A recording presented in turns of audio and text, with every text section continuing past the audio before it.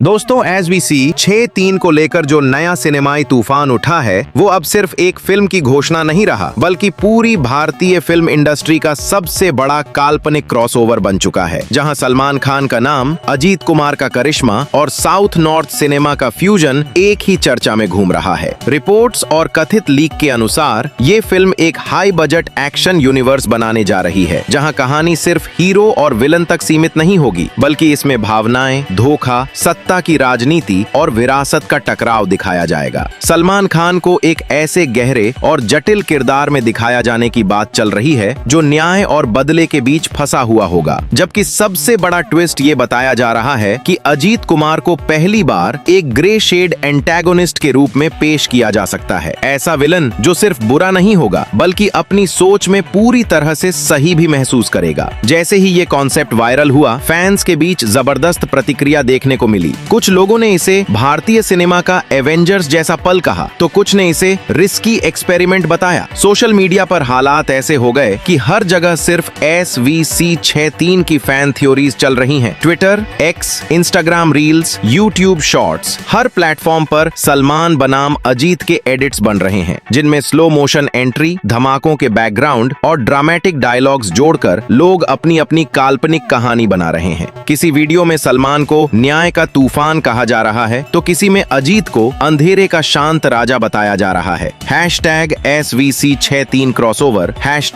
#Salman versus Ajit और #pan India clash जैसे hashtag trend कर रहे हैं और हर घंटे नई अफवाहें और नई कहानियां जुड़ती जा रही हैं। इसी बीच साई पल्लवी का नाम इस पूरे विवाद से जोड़ दिया गया और यहीं से कहानी ने सबसे बड़ा मोड़ ले लिया। कुछ वायरल पोस्ट्स और बिना पुष्टि वाले सोशल मीडिया थ्रेड्स में दावा किया गया कि साई पल्लवी ने इस कास्टिंग ट्रेंड पर चिंता जताई है, लेकिन ये बात किसी भी आधिकारिक इंटरव्यू या सत्यापित बयान से साबित नहीं होती। फिर भी इंटरनेट पर उनके नाम से कई अलग अलग वर्जन फैल गए, जहां लोग अपनी सुविधा के अनुसार उनके कथित विचारों को बदलते रहे। कहीं लिखा गया कि उन्होंने कहा सुपरस्टार्स को सिर्फ शॉक वैल्यू के लिए विलन बनाना गलत हो सकता है, तो कहीं ये भी जोड़ दिया गया कि ऑडियंस के इमोशनल कनेक्शन को इस तरह तोड़ना जोखिम भरा हो सकता है। लेकिन साथ ही कई लोग ये भी कह रहे हैं कि साई पल्लवी को इस अनावश्यक विवाद में घसीटा जा रहा है और ये सब केवल फैन मेड या एडिटेड कंटेंट है। एक काल्पनिक सोशल मीडिया लाइव सेशन जैसा दृश्य भी वायरल होने लगा, जहां एक फैन पेज ने Q&A स्टाइल में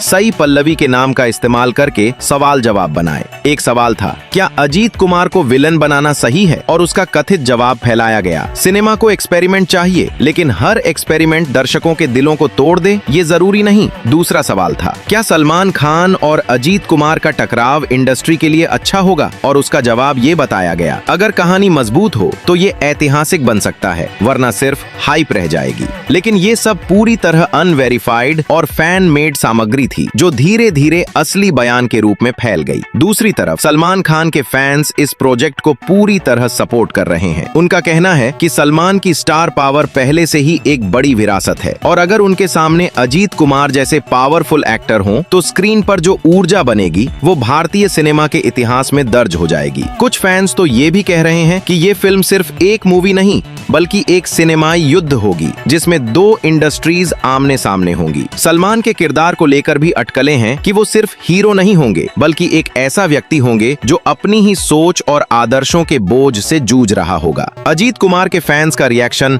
ज्यादा भावनात्मक और सुरक्षात्मक है। उनका कहना है कि अजीत हमेशा से एक सम्मानित और सुलझे हुए हीरो के रूप में जाने जाते हैं और उन्हें नकारात्मक किरदार में देखना उनके इमेज के लिए ठीक नहीं होगा। कुछ फैंस का ये भी मानना है कि अगर अजीत विलेन बनते भी हैं तो उनका किरदार इतना दमदार होगा कि वो पारंपरिक हीरो विलेन की परिभाषा को ही बदल देगा। जैसे जैसे ये चर्चा बढ़ रही है, प्रोडक्शन की तरफ से भी रहस्यमय बयान आ रहे हैं। आधिकारिक तौर पर कुछ भी